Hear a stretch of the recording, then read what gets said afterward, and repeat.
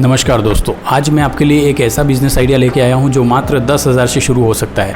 10,000 भी बहुत बड़ी क्वांटिटी होती है। अगर आप इसको थोड़ा सा जुगाड़ लगा के करते हैं तो आप बिल्कुल 5,000 में भी इसको शुरू कर सकते हैं।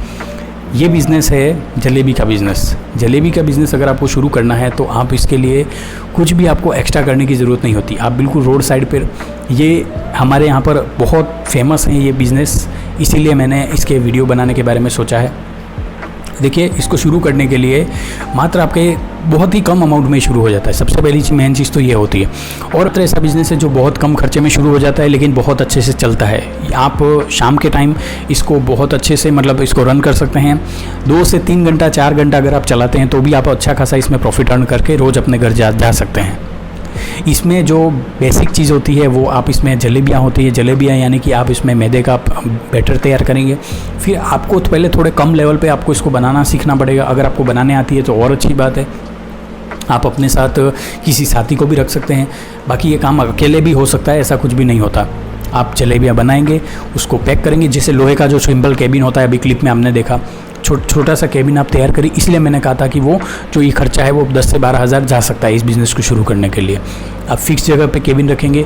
जो भी प्रोसेस है, चाहे नगरीय प्रशासन हो, चाहे जो भी कि दुकान वाला हो, वहाँ पर आप सामने रखेंगे तो उससे परमिशन या उसको जो भी आप चार्ज देते हो महीने का, क्योंकि मैंने देखा है कि जो मेरी दुकान थी उससे 3 से 4 दुकान छोड़कर एक पिज़्ज़ा वाला सेल करता था, तो वो महीने का उसको 500 रुपया चार्ज देता था।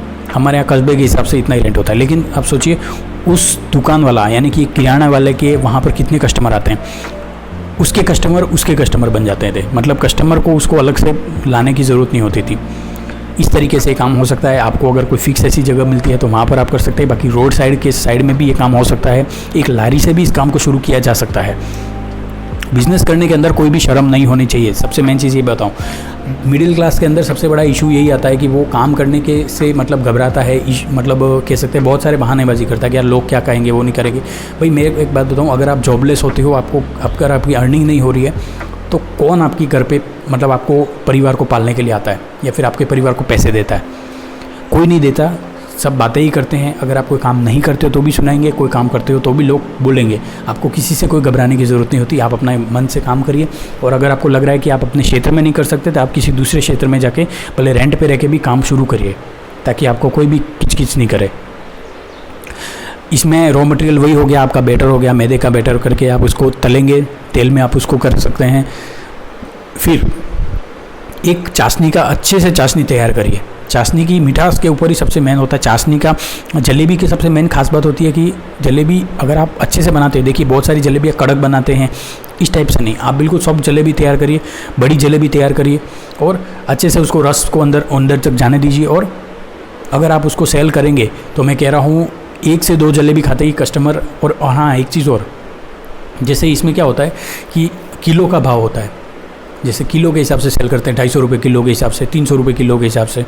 लेकिन आप इसको जनरल भी दे सकते हैं, यानी कि 20 रुपये 30 रुपये के हिसाब से भी आप इसको दे सकते हैं। 10 रुपये के 2 पीस भी दे सकते हैं। उससे आपके कस्टमर ज़्यादा बढ़ेंगे।